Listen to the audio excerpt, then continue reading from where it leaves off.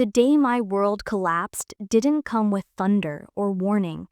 It came with a whisper, a quiet message that slipped through my phone screen while I was folding laundry. It was from a number I didn't recognize. You should check the messages on your husband's phone. The truth lives there. At first, I thought it was a prank. I even smiled faintly at the absurdity of it. But there was something about the phrasing, polite, restrained, almost compassionate, that made my chest tighten. My name is Laura Bennett, and until that afternoon, I thought I had a simple, honest life. A cozy little house in the suburbs of Chicago, a husband who worked long hours as an accountant, and a job I loved as a middle school English teacher. We'd been married for 12 years. I used to believe I knew every contour of his soul. David wasn't the kind of man who raised his voice. He was calm, logical, a little distant sometimes, but I'd always chalked it up to his nature. I was the talker, he was the thinker. We complemented each other, or so I believed. That evening, when he came home, I noticed something I hadn't before. His smile looked rehearsed, like an actor forgetting his lines halfway through a performance. He dropped his briefcase by the door, kissed my cheek absently, and said, "Traffic was awful." I nodded, watching him from the corner of my eye as he loosened his tie. He didn't meet my gaze. Instead, he went straight to his office, his private space, and locked the door behind him. That small click of the lock sounded like a gunshot in my mind. Still, I said nothing. You don't question every little thing in a marriage. You learn to trust, to wait, to hope that maybe you're imagining it all. For the next few days, I carried that message in my mind like a splinter under my skin. I'd glance at his phone when he wasn't around, only to find the screen protected by a new passcode, one I didn't know. That's when the air changed in our home. Dinner became silent. His phone never left his pocket, and when I leaned over to kiss him goodnight, he'd turn slightly, pretending it was unintentional. Our marriage had started beautifully. I still remember the night he proposed, under the old oak tree at Grant Park, where the city lights looked like tiny suspended stars. David had held my hand and said, "You're my calm in a world of noise." I believed him. For years, we built a quiet, predictable life. We spent Sundays at the farmer's market, watched crime dramas with takeout sushi, and talked about buying a lake house someday. Children never came, but we filled the space with laughter, plans, and each other. Or so I thought. The first real crack appeared one Friday night when I came home early from school. His car was in the driveway, though he was supposed to be working late. I called his name, no answer. The house smelled faintly of jasmine and wine. That was strange. I never wore jasmine perfume. I followed the faint trail of scent to the living room. On the coffee table sat 2 glasses of wine, one half empty. A small lipstick stain marked the rim. And on the sofa, a silk scarf, soft pink, not mine. My knees felt weak. My body went cold. I didn't scream, didn't throw things, didn't collapse. I simply stood there, frozen in that terrible clarity where everything inside you goes silent. When he appeared moments later, his expression shifted from surprise to fear, then to a smile. That same calm, practiced smile. He said, "Oh, that?" He said casually, picking up the scarf. "It's Clara's. She dropped by earlier, from the office. She needed help with her taxes." His voice was steady, his tone even. If I hadn't seen the glasses, the lipstick, the faint red mark on his neck, I might have believed him. But something inside me had already cracked open. That night, when he went to bed, I sat in the living room staring at my reflection in the dark window. The woman looking back at me seemed like a stranger, hollow-eyed, uncertain. The next day, I decided to confirm my fears. I waited until he went to the gym, then took his old laptop, the one he'd stopped using after he got a new work-issued one. I didn't have to search long. In his email drafts folder, there were unsent messages, hundreds of them, and all of them were to her, Clara Dawson. She was his coworker, the same woman he'd mentioned casually over dinner a few months back. He said, "She's new, bright kid, just learning the ropes." But the words in those drafts were not mentorship. They were intimacy. "I can still smell you on my skin. She'll never understand me the way you do. When she finds out, I'll say it was all a misunderstanding." My stomach twisted. He hadn't even sent them, as if they didn't need to, as if they'd already said these words to each other 1,000 times. I closed the laptop and stared at it for a long time. 12 years of marriage. 12 years of loyalty, faith, and partnership, all reduced to a series of secret drafts. I felt my throat tighten, but I refused to cry. Not yet. That night, I confronted him. We were sitting at the dinner table, the quiet hum of the refrigerator filling the air. He was scrolling on his phone when I said softly, "How long have you been seeing Clara?" He froze. His fork clattered against the plate. Then, slowly, he looked up. "What are you talking about?" "I saw your drafts. I know everything." For a moment, his mask slipped. I saw it. The flicker of guilt, the panic. But then it was gone, replaced by cold, sharp composure. "You went through my personal things," he said, voice rising. "You spied on me?" "I found what you didn't have the courage to tell me," I whispered. He leaned back, arms crossed. "You're paranoid. Those are just old messages. Nothing happened." But I could see it, the tremor in his jaw, the way his fingers tightened on the fork. He was lying. And I realized then with chilling certainty that the man sitting across from me, the man I had built a life with, wasn't the person I thought I married. That night, I didn't sleep. I lay awake, staring at the ceiling, wondering how love could rot so quietly. By morning, I made a decision. I would expose the affair. Not out of vengeance, but because the truth mattered. So, I did. I went to his company's HR department, submitted screenshots of the emails, and told them everything. It felt righteous for about 2 days. Then everything changed. When you decide to tell the truth, you expect light to follow. But sometimes, all it brings is shadow. 2 days after I reported David's affair, he came home early. Not the guilty, flustered kind of early, the deliberate, calm kind. He carried a small grocery bag and a bouquet of white lilies, my favorite. "Can we talk?" he said quietly, placing the flowers on the table. I stood by the counter, arms crossed, my chest tight.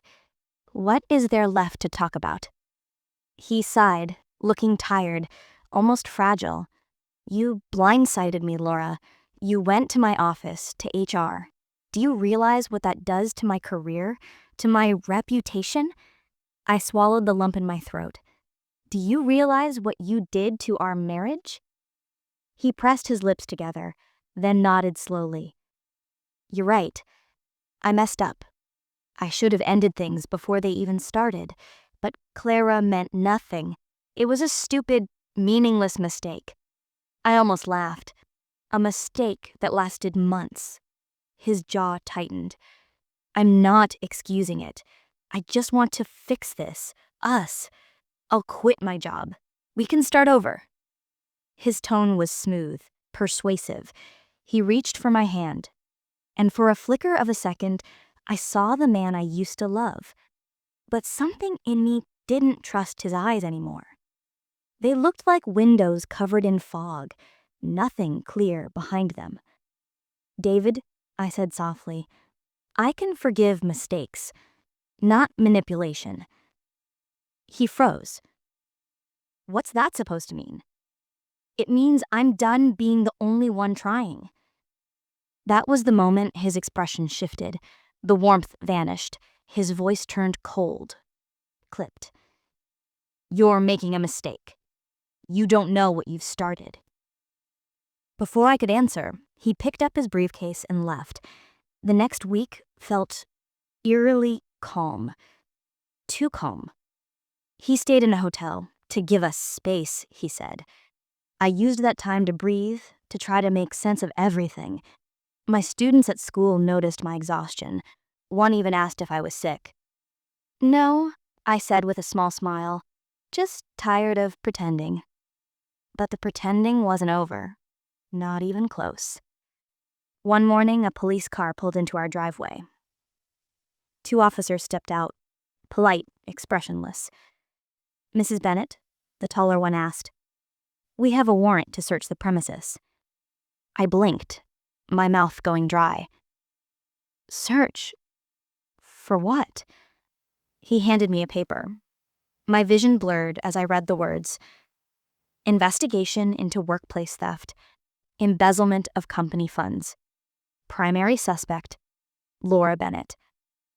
My heart slammed against my ribs. That's not possible. I don't even work there." They nodded. "We're just following procedure, ma'am." They searched the house. My hands shook as I watched them open drawers, flip through papers, and finally, one of them pulled a small envelope from David's old desk drawer. It was filled with cash, thousands of dollars. "Found it," the officer said flatly. I felt the blood drain from my face. That's not mine," I whispered. "I didn't even know that was there." But it didn't matter. They logged it, photographed it, and within an hour, I was sitting in the back of a police car, the same car that had been parked outside my classroom years ago when we did safety drills. Now I was the one inside.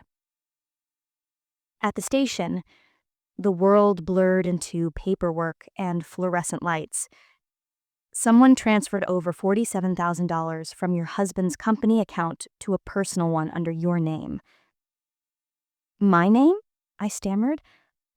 "I don't even have access to his company systems." He slid a printout across the table, a bank transfer with my name, my signature. Except it wasn't my signature. I stared at it in disbelief. It was similar, but off. The L looped differently, the A too sharp. David had forged it. They released me after questioning, but the damage was done. I was officially under investigation. When I called David, he didn't answer. When I went to his hotel, the receptionist said he'd checked out 2 days earlier. He'd vanished. I sat in my car that night, parked in front of the hotel, staring at the steering wheel. My whole body trembled. He hadn't just betrayed me. He'd framed me. And the worst part, no one believed me. My neighbors started whispering. My principal called me into her office and said, "Until this is resolved, Laura, we'll need to place you on leave." 12 years of teaching, gone in a single conversation. 2 nights later, I received a text from an unknown number. "He did this to his first wife, too. Look deeper." I froze. First wife? David told me he'd never been married before. He said I was his first, his only. That night, I couldn't sleep. I poured coffee, opened my laptop, and started digging. I searched his full name, David Jonathan Bennett. And there it was, buried under old legal records. Divorce proceedings, 2011. Plaintiff, Rebecca Turner. Charges: fraud, marital deception, financial misconduct. He drained her bank account and disappeared before the case was closed. The file ended abruptly with a note, "Plaintiff withdrew charges after settlement." A quiet rage started building in my chest. He'd done it before. He knew exactly what he was doing. The next morning, I went to my lawyer, an old friend named Mark who had helped me once with a property issue. When I told him everything, he listened silently, then leaned back and said, "He's trying to make you look guilty so you can't touch anything during the divorce." I blinked. Divorce? He hasn't even filed. He will, Mark said grimly. And if the theft charges stick, you'll lose everything: the house, your savings, even your pension. I felt dizzy. But how can he prove something that isn't true? Mark sighed. By making sure the truth looks like a lie. That night, I sat in the dark living room, surrounded by silence. My phone buzzed again. Another message from the same unknown number. He keeps his backup phone in the garage, behind the toolbox. My breath caught. I stood, heart pounding, and went to the garage. The cold air hit my face as I opened the toolbox.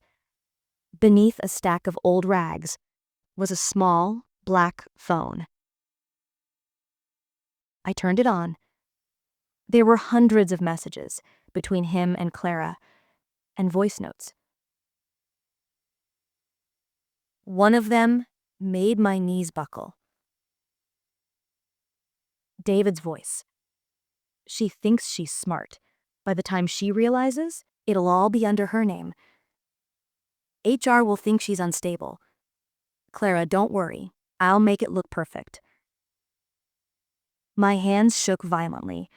Tears blurred my vision. He planned it. Every detail. That was the night I stopped crying. The night I promised myself I wouldn't just survive. I'd make sure he paid. And this time, I wouldn't go to HR. I'd go somewhere much darker. When anger arrives, it's often quiet at first. A low, steady hum that grows until it becomes a machine you can't ignore. For me, that hum turned into a list. I rubbed the bridge of my nose until little stars danced behind my eyelids. The toolbox phone sat on the kitchen table like a detonator. Every message, every voice note was a small, cold nail. I could have run straight to the police with what I had. I almost did. But I already learned the hard way. The first time I trusted the system, it favored paper trails and signatures. He had those in spades, or so he thought.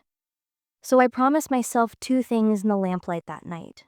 One, I would not let him turn me into a criminal to save himself. Two, I would move smarter than he had planned me to be. Mark answered his phone on the second ring. Laura, are you okay? His voice was always the same, measured, a little amused, like someone watching a plant grow. I told him to come over. He arrived with a thermos of coffee and a folder of practicalities. We need to make a map, he said, flipping open his notepad. Who, what, when, where. Don't act on emotion. Act deliberately. We began with the obvious, the phone. I handed him the little black device. He didn't fumble. He handed it to a tech he trusted and asked for a forensic image, an exact copy of the phone's internal memory. If he deleted anything, he said, we can often recover it. And if there are voice notes or metadata, that will tie messages to times and places. The tech called the next morning. The phone held GPS pings, timestamps, even small attachments, dinner receipts, hotel confirmations. He'd used his credit card to book a suite during the week he claimed to be at the office. The phone's metadata matched the messages. It was small things like geotags and time signatures, not dramatic, but a spiderweb of proof. But David had been clever. The forged bank transfer used a paper trail that looked like me. He'd forged my signature and used an attorney friend to push the transfer through with plausible corporate paperwork. We needed something they couldn't fake easily. Look for witnesses, Mark said. Forensics for the signature. Hotel CCTV. any physical evidence that shows he was somewhere he lied about, and call Rebecca. Rebecca. The name tasted like ash. The divorce file had given her to me like a scar. I had hesitated about contacting her. The idea of involving his ex-wife felt like adding salt to a wound. But Mark was right. If David had done this before, the pattern might be in her memory. I found her through the public record, sent a cautious message, and almost fell asleep waiting for a reply. When it came, it was short and careful. I don't want more trouble, but I know what he did. She asked for coffee. We met in a quiet cafe with chipped mugs and warm lights. Rebecca was thinner than I pictured, with tired hands that fidgeted around her cup. She spoke in fragments at first, as if piecing a memory together. She promised to change, she said. He promised so many things. Then the bank account started to shift. Signatures that looked like mine. I thought it was me losing my mind. She leaned forward. I withdrew my charges after he scared me into a settlement. Told me it was easier. Said I'd get peace. I left town.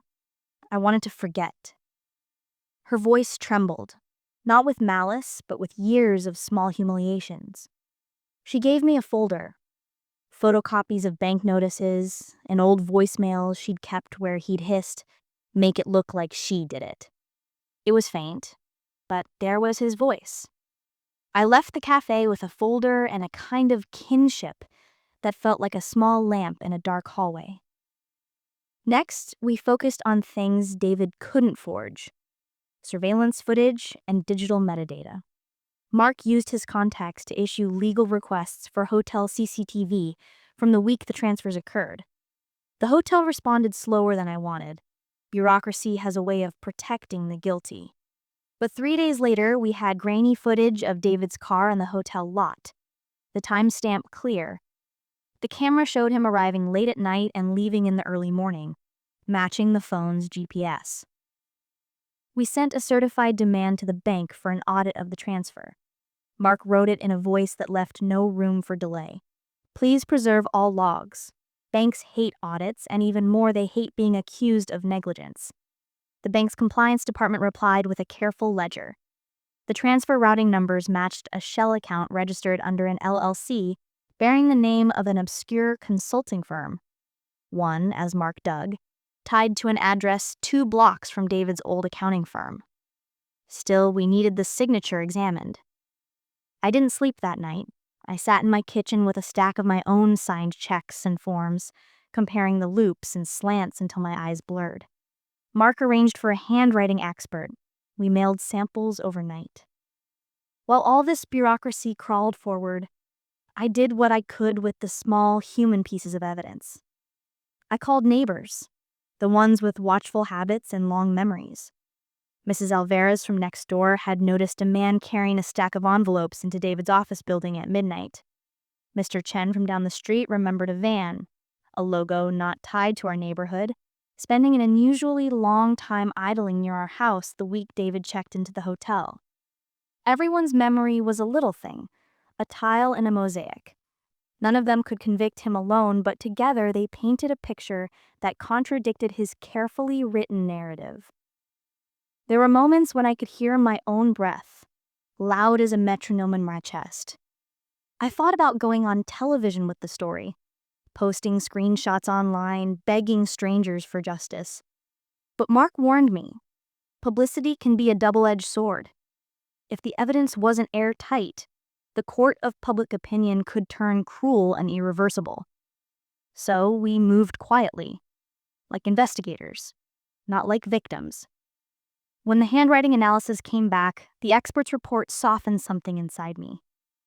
The signature on the bank transfer, she wrote, showed inconsistencies with my known specimens. Pressure patterns and stroke direction were not typical of my hand. In plain words, a probable forgery. We sent the report to the county prosecutor with a packet of the recovered phone messages, the hotel footage, Rebecca's documents, and the neighbor statements. Mark filed for an immediate injunction to freeze the questionable transfers and prevent any further dissipation of assets. Still, David circulated his own narrative. He'd hired a PR attorney who leaked a carefully phrased statement. Mrs. Bennett has been unwell and displayed erratic behavior. Our client denies any wrongdoing and is cooperating fully with the investigation. The line was short and intended to sow doubt. That night, I walked the neighborhood to clear my head. The leaves were starting to curl at the edges. The air had autumn in it. A kid rode by on a scooter and smiled at me. For a second, I felt ordinary. A woman who owned a house, drank bad coffee, and graded essays. But I also felt something else. A newly discovered precision. If he wanted to play chess with my life, I would learn the rules and not let him cheat. There were small victories. The bank agreed to hold the funds in escrow. The prosecutor's office requested an interview. Rebecca agreed to testify if needed. The handwriting expert's report had weight.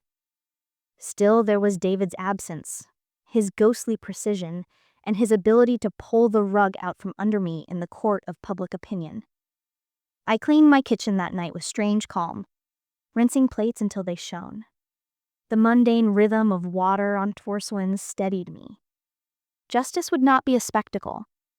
It would be a grind. I had to be patient, precise, and persistent.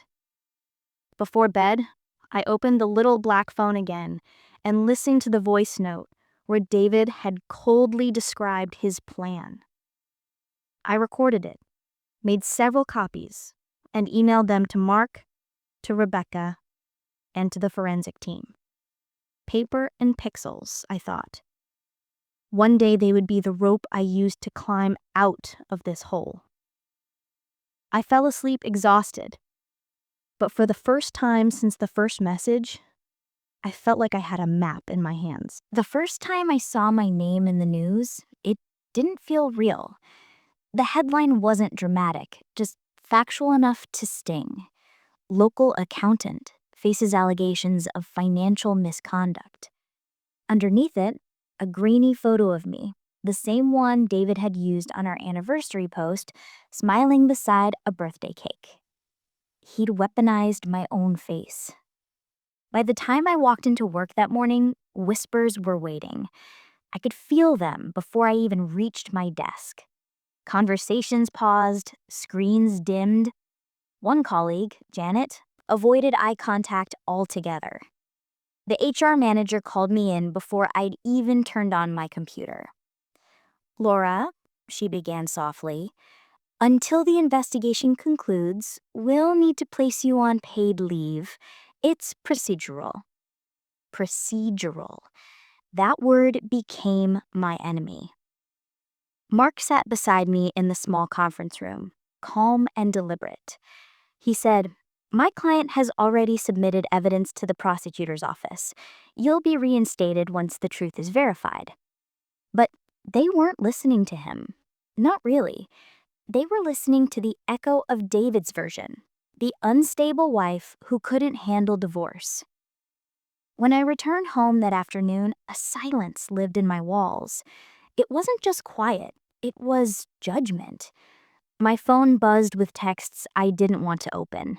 Some were pity, some were curiosity disguised as kindness.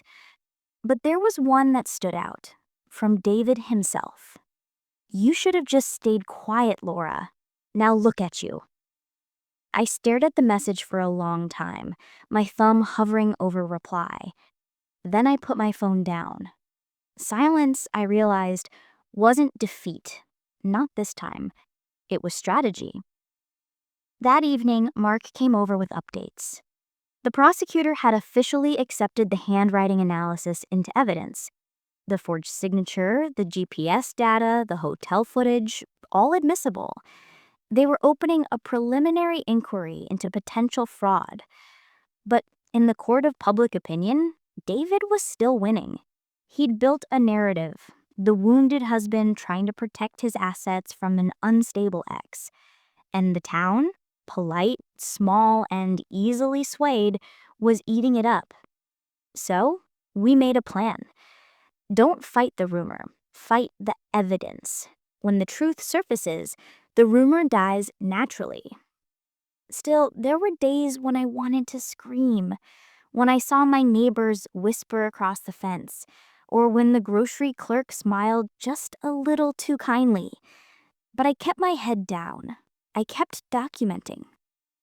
One night, I was sorting through old emails when I found something David had overlooked, a PDF invoice attached to one of his work messages. The document was from his accounting software, showing he had logged into his firm's system from the same IP address used to transfer the money from our joint account. The timestamp matched the night he'd claimed I stole the funds. I forwarded it to Mark with shaking hands. I wrote, "This might be the missing piece." The next morning he called. "Laura, this is big. It proves access from his credentials. We'll file it with the forensic report." When we presented it to the prosecutor's office, I watched the investigator's expression change. The gears of the system were finally shifting. Slowly, but definitely. And then 2 weeks later, the story flipped. A new headline appeared online. "Forgery evidence raises doubt in Bennett case." This time, the photo was different. It wasn't my smiling face. It was a blurry shot of David walking out of his office, his expression caught mid-scowl. The article was cautious, but the seed was planted. For the first time in months, I walked down the street without lowering my gaze. But David didn't take it quietly. He cornered me outside my house one evening, leaning against his car like nothing had happened. He hissed, "You think you're clever. You're making this worse for yourself. Drop it, Laura.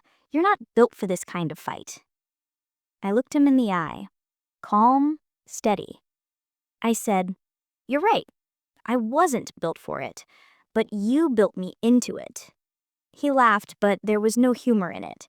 "You're embarrassing yourself." "No, I'm documenting everything." That last sentence, that simple truth, made him pause. His mask cracked for half a second before he got in his car and drove off. Within days, the prosecutor's office froze his business accounts pending investigation. His firm issued a statement suspending him from active duties. And then came the subpoena. Rebecca, the ex-wife, was called to testify. So was the forensic examiner and even Mrs. Alvarez, the night owl neighbor who'd seen him sneaking papers into his office. The hearing wasn't cinematic. No gavel bangs or dramatic shouting. It was quiet, methodical, sterile. But in that quiet, truth had a sound. Paper rustling, pen scratching, attorneys trading evidence. David sat across the room, expression unreadable. I watched as the investigator displayed the screenshots from his hidden phone, the time-stamped hotel footage, and the expert's analysis of the forged signature.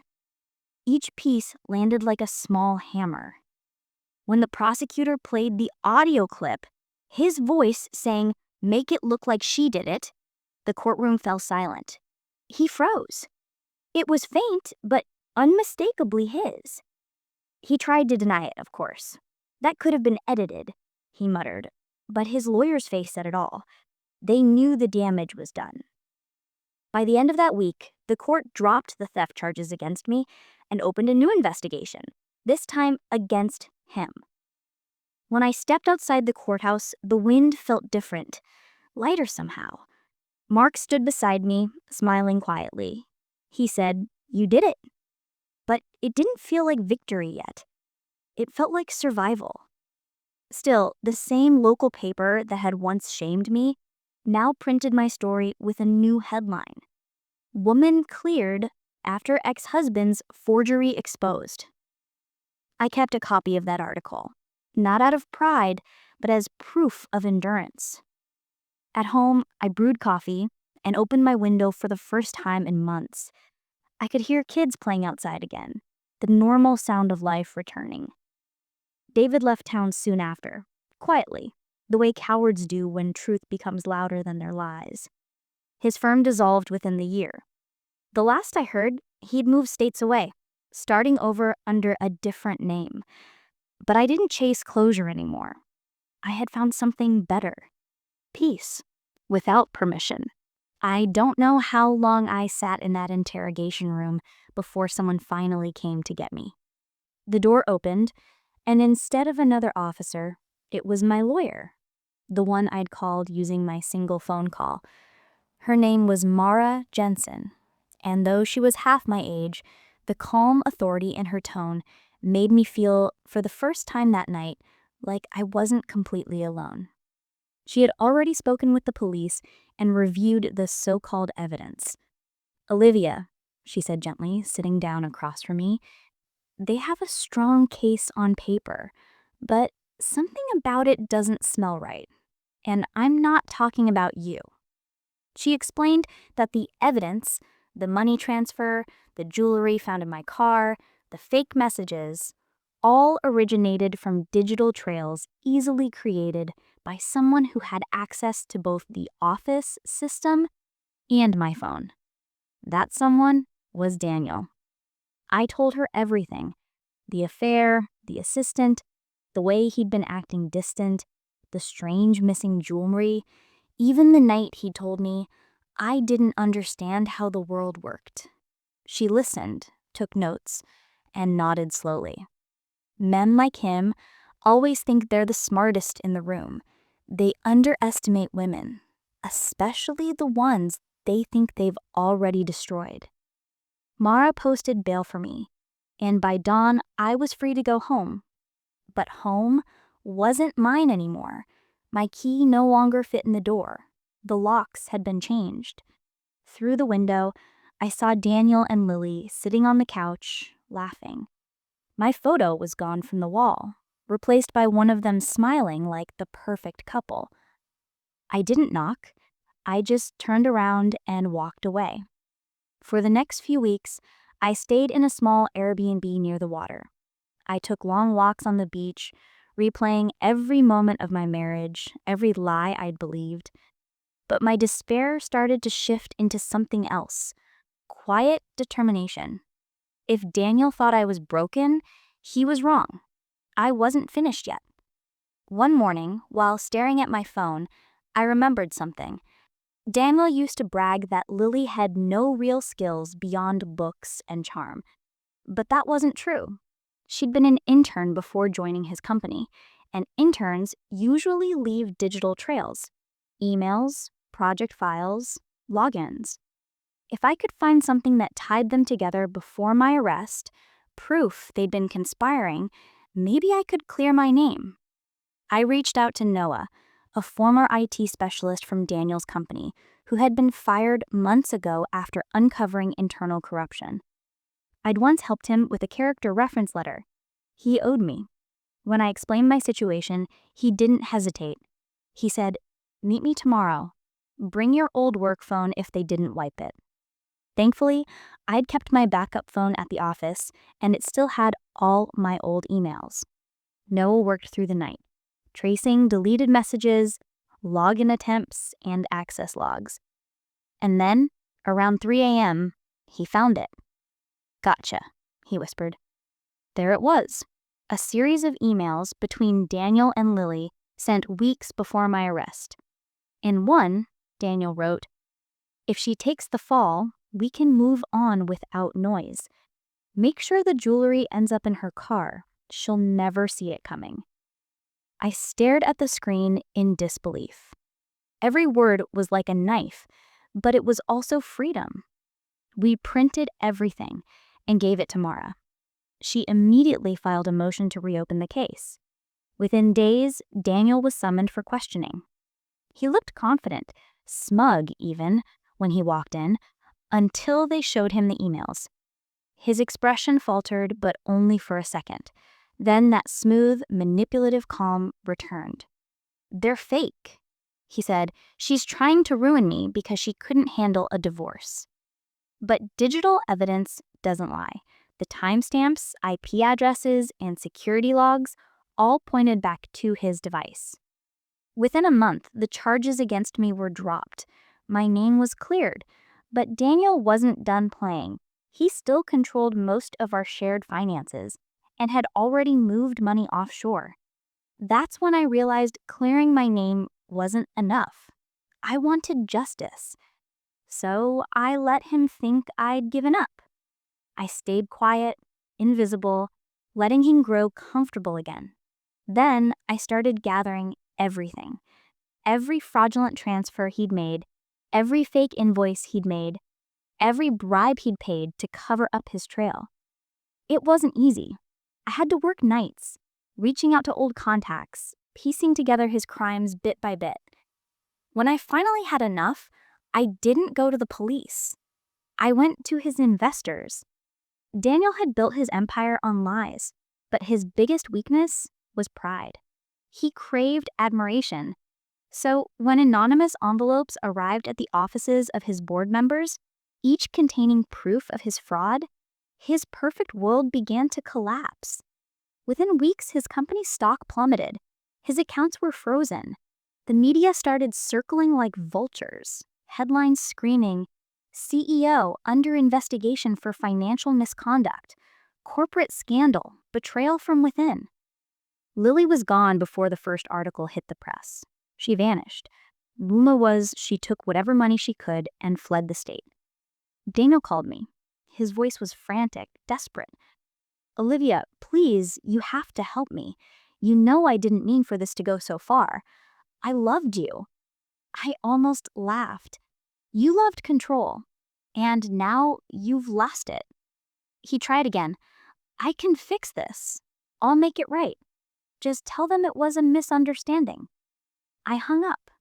That night, for the first time in years, I slept peacefully. When the trial began, I sat quietly in the courtroom as his world unraveled. I didn't gloat.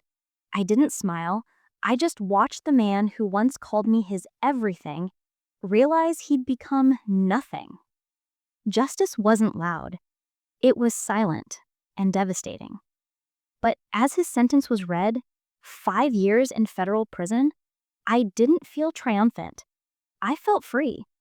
Still, part of me couldn't shake the question, what if I'd never fought back? What if I'd stayed quiet like he expected? Then I realized that's exactly why I had to tell this story. Because silence might protect your dignity for a moment, but truth saves your soul. After Daniel's sentencing, there was no dramatic applause or satisfaction, no instant healing. I walked out of that courtroom alone, clutching my coat against the cold morning wind, and for the first time in years, I didn't know where I belonged.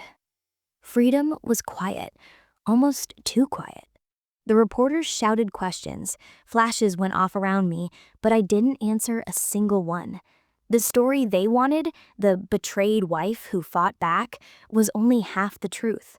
They didn't see the nights I spent staring at the ceiling, wondering how I had missed all the signs. They didn't see the woman who had lost her marriage, her reputation, her home, and yet somehow gained herself back. I moved to a small town by the coast. It wasn't far from where I'd stayed during those dark months after my arrest. There was an old cottage for rent, white shutters, cracked steps, a garden that refused to die even in winter. It felt imperfect, real, alive. That's what I wanted to be again. For a while, I avoided mirrors. I didn't recognize the woman staring back. Older, yes, but wiser too. The lines on my face were not just age. They were proof that I had survived. I started painting again. I hadn't touched a brush in years. Daniel always said it was a waste of time. But when I held the brush, it felt like touching part of myself I'd forgotten. I'd painted the ocean, wild, endless, untamable, and realized that was exactly what I had become. Every morning, I walked to the cliffs and watched the sunrise over the water. It was my daily reminder that endings and beginnings often look the same, a fading light and then a new one rising. One afternoon, I received a letter. No name, no return address, just my first name written in familiar handwriting. I didn't need to open it to know who it was from, but I did anyway. I don't expect forgiveness. Prison changes people. Or maybe it just exposes who they've always been. You were always stronger than me, Olivia. I see that now. I hope you find peace, even if I never do. I folded the letter, placed it in a box, and locked it away. Some ghosts don't need to be banished, only remembered quietly. Months passed, and I began volunteering at a local women's shelter. I didn't tell them my story, not at first. I just listened to women who had been silenced, betrayed, gaslit, broken down by people who once promised to love them. Every story was different, but the feeling was the same. One evening, a young woman came to me after group therapy. She was trembling, eyes swollen from crying. "She says no one will believe me," she whispered. I smiled softly. "They said that to me too." Her eyes widened. "And did they?" I shook my head. "Not at first, but I learned something important. You don't need everyone to believe you. You just need to believe yourself long enough to fight back." That night, I realized why I had survived. It wasn't just to get revenge. It was to become a voice for others who hadn't yet found theirs. I started sharing my story not in tabloids or interviews, but in quiet rooms filled with women who needed hope.